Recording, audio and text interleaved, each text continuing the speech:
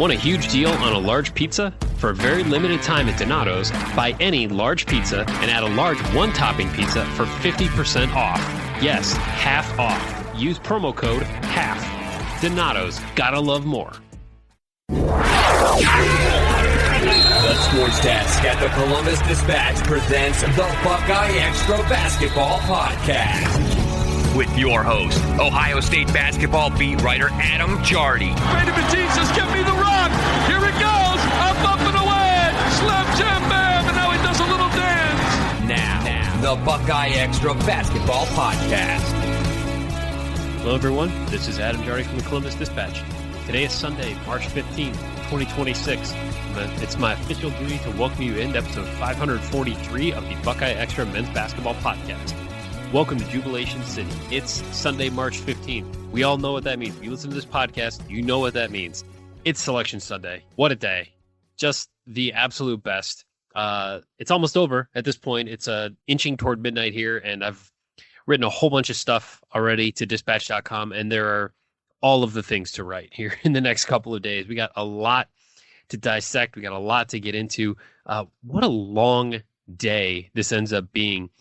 You know, like, you're just sitting there, and I mean, I watched Purdue take down Michigan in the Big Ten tournament title game, and had a little bit of the Dayton game on, and you know, you're kind of paying attention to these other results and all that, but really, you're just biding time. You're just waiting until we get to 6 o'clock. We get the selection show, and it's time. Like, we get brackets. As of me recording this, you could have filled out a bracket already. I admittedly have not done mine yet because I have not stopped writing since Ohio State was the third team to see its name appear there on the selection show in the NCCA Tournament bracket. And it was funny because when the thing started, I'm sitting there with my family, and I've got my computer, and I got all these stories ready, and we're just waiting on the details.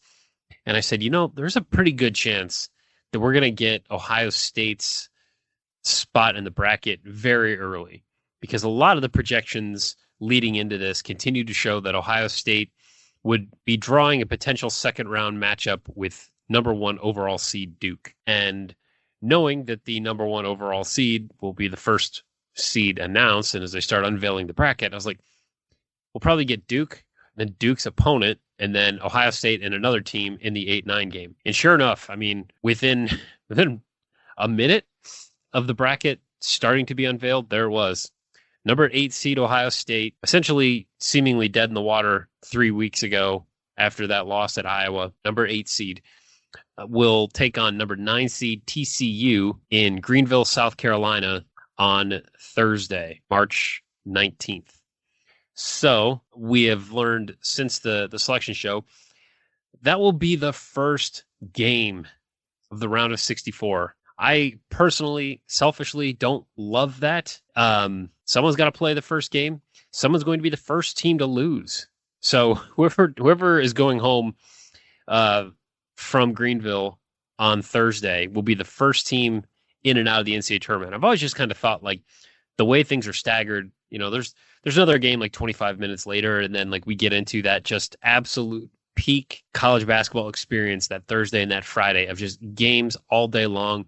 Multiple games at the same time. You got games finishing. You're flipping from channel to channel, like all the stuff that we all love about this. But it's just, I've always thought, man, it stinks. I've always felt badly for teams that play in that first game, because you're not, unless you win, I feel like you don't quite get the full experience. You're not in the thick of it. You're the start of it, and then everything gets going, but like, it's pretty easy to forget, like, who loses that first game. Like, they're out of sight, out of mind so quickly. So, that's neither here nor there, but that was one of my thoughts as I looked at that 12:15 tip on CBS on Thursday. I thought, man, rather it be later.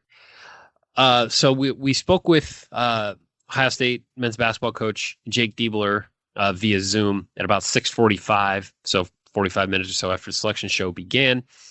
We will have interviews with Diebler and with a couple of players on Monday morning, but I'm coming to you here on Sunday night just to throw out some quick thoughts, to break down a couple of quick things I've learned about TCU and about this matchup. And then I'll be back. We're going to have a lot of podcasts this week, folks. And it kind of depends on certainly how things end up going down in South Carolina. But the tentative sort of schedule and the way this will all work, so Ohio State will practice in Columbus on Monday. The Buckeyes will travel. I'm not sure if we'll find out on Monday. Like, are they traveling Monday night, Tuesday morning, Tuesday? Like, not sure how that will all work yet. But there will be open practice, and I sort of use air quotes for practice, usually just shooting and layups and things like that. But like if you're there, that will be on Wednesday morning, and then Wednesday is just a full amazing day full of interviews, and there's gonna be so much content coming out of that. So that'll be on Wednesday. Then they play Thursday.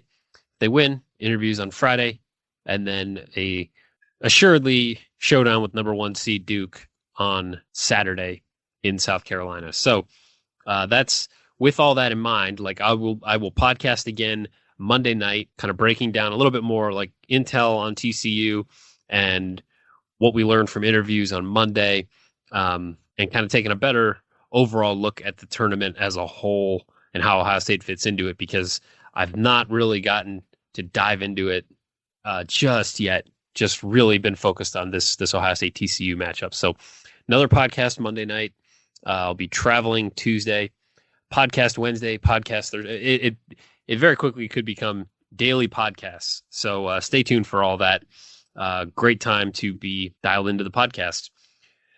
Which is also a good opportunity to remind you can subscribe to it on Apple, Spotify, YouTube, wherever you enjoy your favorite podcasts.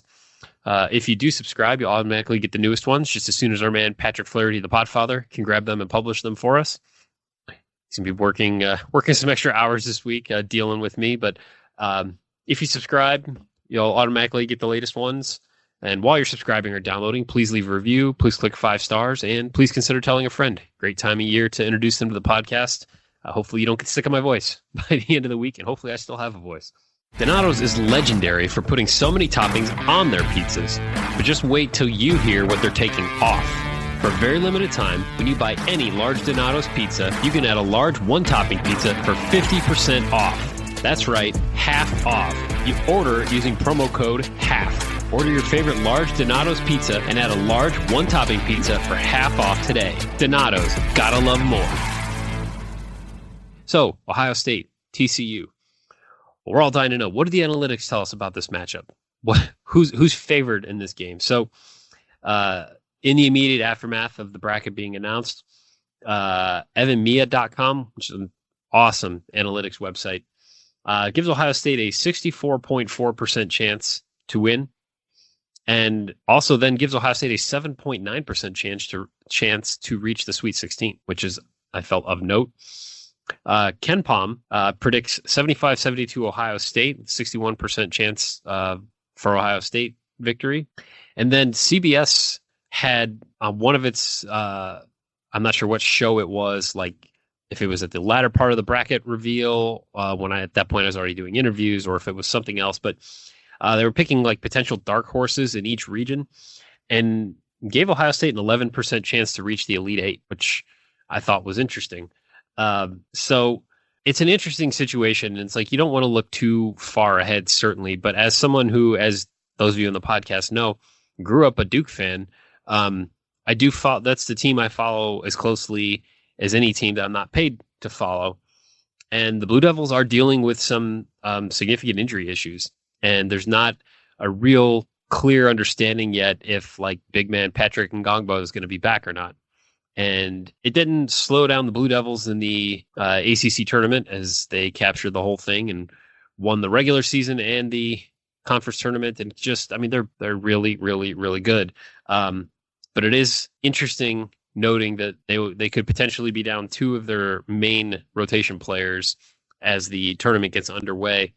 And I don't really want to spend a whole lot of time already looking at like a potential second round matchup, because all the numbers tell us this is going to be a pretty evenly matched opening round game. So, like I said, we had interviews with Jake Diebler just a couple hours ago. And one of the things that really struck me, and by the time you hear this story will be up at dispatch.com, but 2 years ago to the day, Ohio State lost to Illinois in the Big Ten tournament quarterfinals in Minneapolis at the Target Center.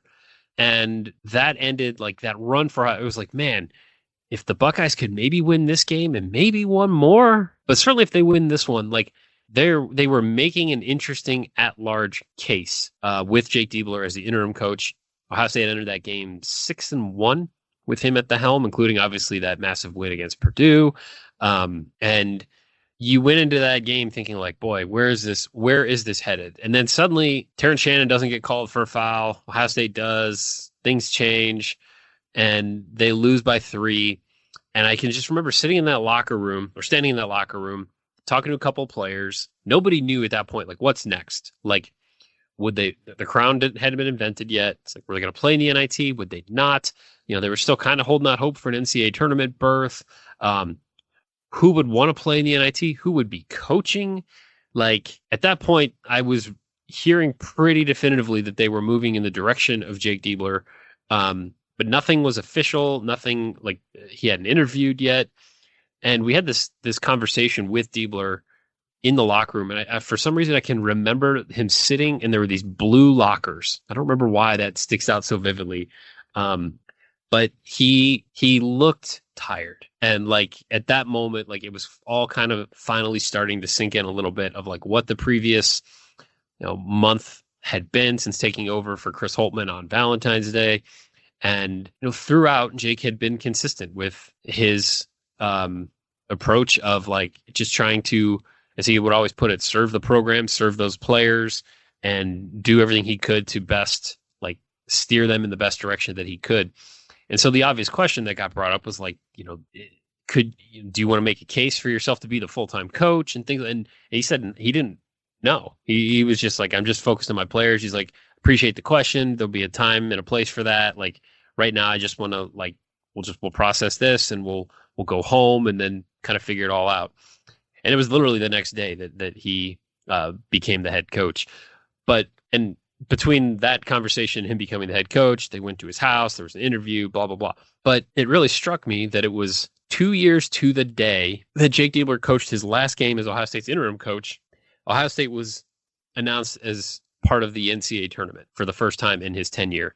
And it just, like, the timing of that just kind of struck me in a certain way. And so I wrote a story about that and kind of trying to rehash some of those feelings in that moment. And then I did ask Jake Diebler about that, like, hey, 2 years to the day of your last interim game, you're going to the tournament. How does that feel? So you can read about that at dispatch.com by the time you hear this. But the Buckeyes did not get to watch this game or this the selection show at the Schottenstein Center. A lot of S's in that sentence.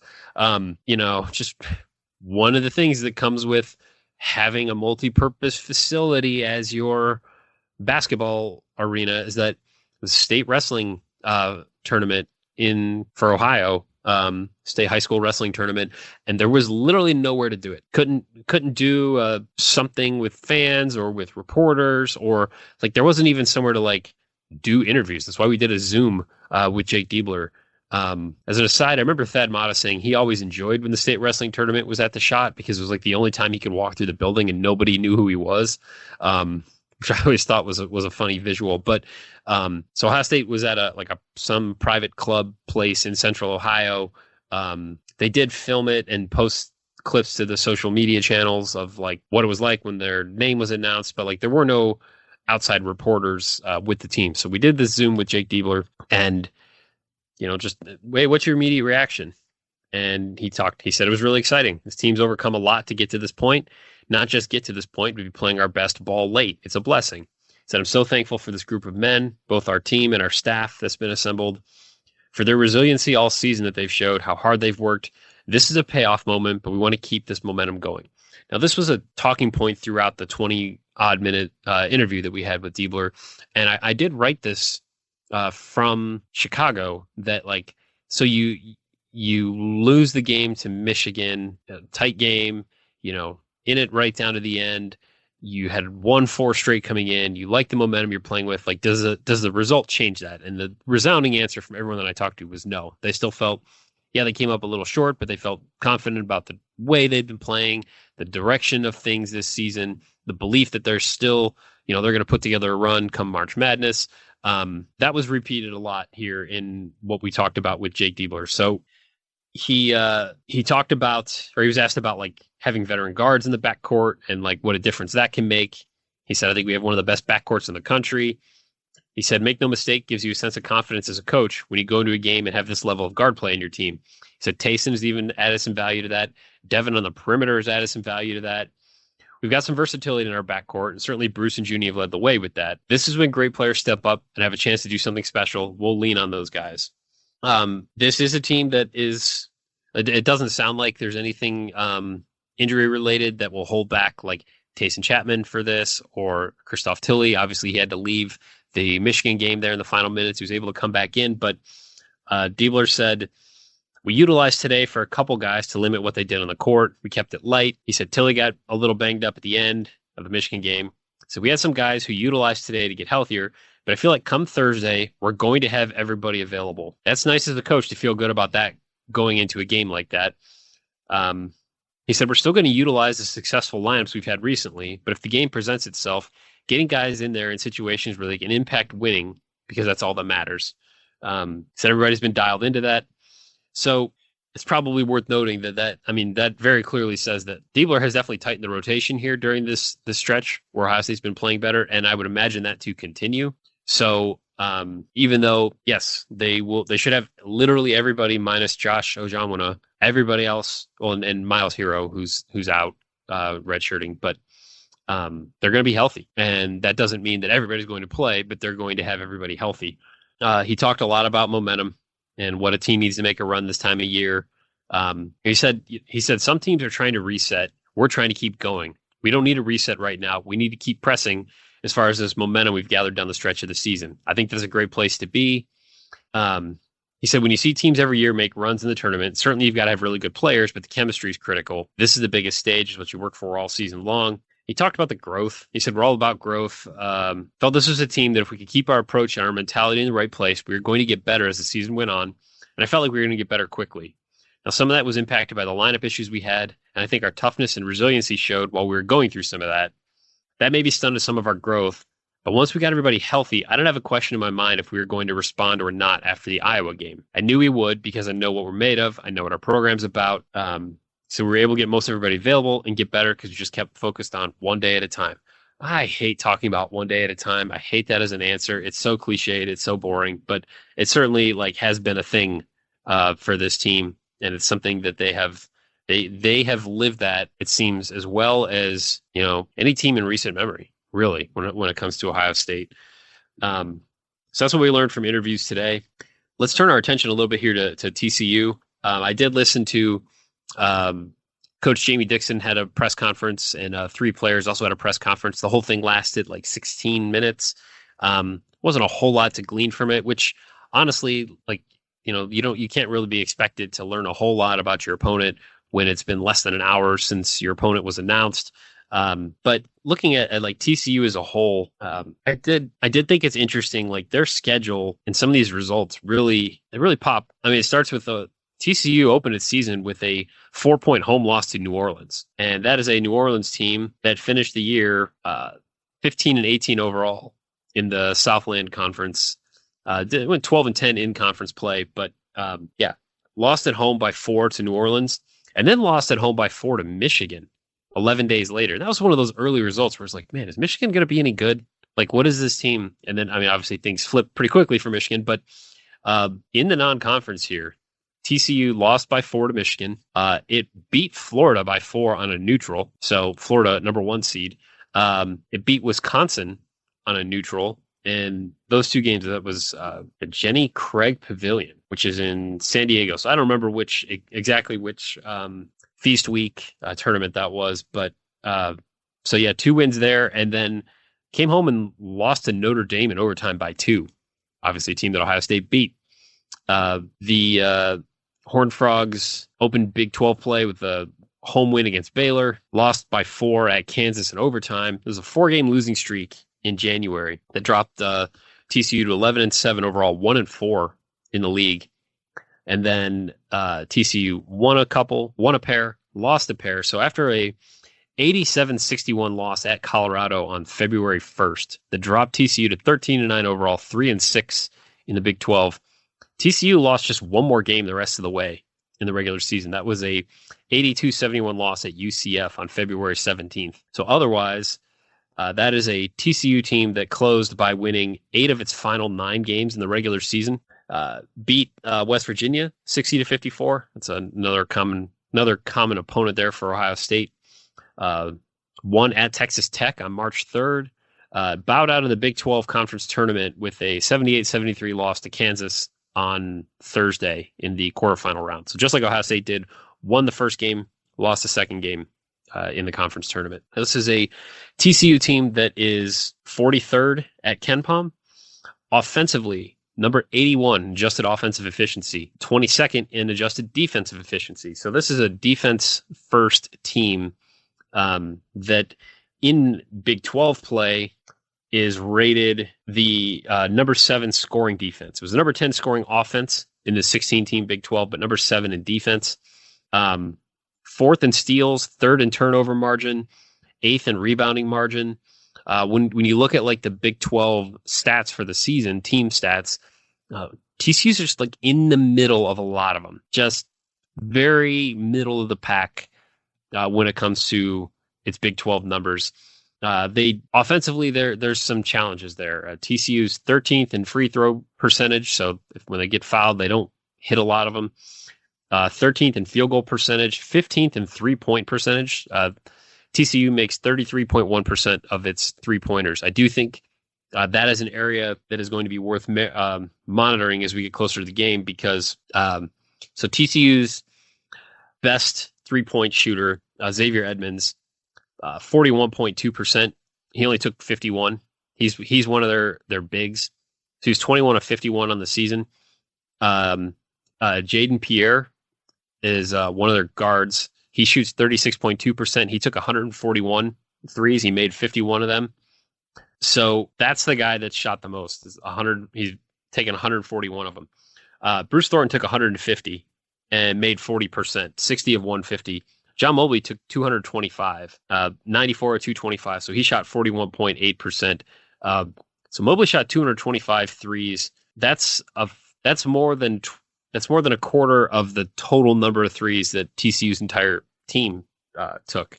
Now, they also don't let teams necessarily make a lot. Opponents shot 33.7% from behind the arc. Ohio State shot 36% as a team this season from 3, but not a particularly prolific three-point shooting team.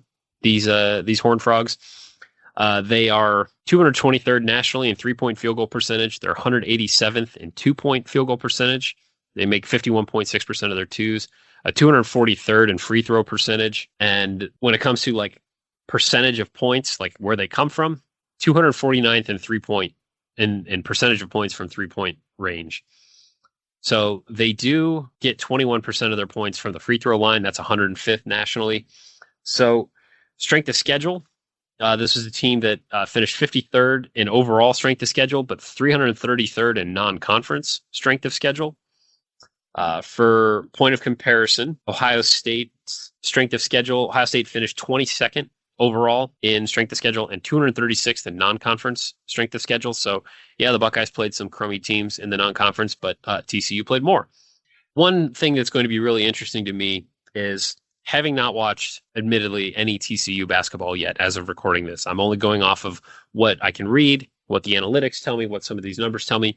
But TCU's primary offensive options, it's players with the highest offensive rating, usage rate, that kind of stuff, are two of their quote-unquote bigs. And I don't say that in a demeaning way, but not bigs in the way that we associate with Big Ten basketball or with what Ohio State consistently sees. You have Xavier Edmonds, who's a 6'8", 245-pound forward, who I guess would nominally be considered the center, and David Punch, who's a 6'7", 246-pound forward. He's a sophomore. So you got one guy who's an inch shorter but a pound heavier. So when I close my eyes, I basically just picture two guys with like the exact same body type for the most part. And there's not a lot of the way offensive numbers that really jump out for any of these guys. David Punch, defensively, he's got a block percentage of 7.4. That is 67th best in the country. So they're not blessed with like massive Big Ten size down low, which can be a good thing or a bad thing. We've seen teams with guys of this size give Ohio State issues. I think my initial reaction looking at the roster and taking a glimpse at some of this stuff here is that this is a tough matchup for like Ivan Yagovin. I don't know that a 7'2", 260-pound traditional big can see a whole lot of action in a game like this. I feel like this matchup, and these are things I want to ask about tomorrow or on Monday. It actually is Monday already. Things I want to ask about in interviews. Like, it seems like Devin Royal will be significant in this. Amari Bynum. Maybe this is where Brandon Knoll being back can have an impact in this way. But those are some of the guys that I think like certainly they will be important. And Christoph Tilley's going to have a height advantage on every player in this roster. They start 3 guys that are 6'6" or bigger, but nobody's bigger than 6'8". And then the 2 primary guards are also not big, which there are pros and cons to that as well. We've seen this work both ways against Ohio State. One of these names you're going to recognize, though. So there's Jaden Pierre, who's a 6 foot, 177-pound senior. And then Brock Harding, who you may remember from 2 seasons with the Iowa Hawkeyes. Brock Harding is a 6 foot, 160-pound junior who transferred out after Fran McCaffrey left. Fran McCaffrey got Penn into the NCCA tournament this year. I think I saw 5 different teams that Fran McCaffrey has now coached into the NCAA tournament. And I'm pretty sure we'll see Penn in the same region as Ohio State. So that could be interesting because I think, again, like this is like there's so many things kind of swirling through the head right now. But if I think he's going to coach against Illinois, I think it's Penn and Illinois in the first round, which will be all kinds of entertaining. We're going to get Fran McCaffrey and Brad Underwood going against each other in the first round of the NCAA tournament. And yeah, that's correct. Illinois, Penn, first round. Illinois got a 3 seed. I don't know where to pick the Illini. I don't know how much I trust them.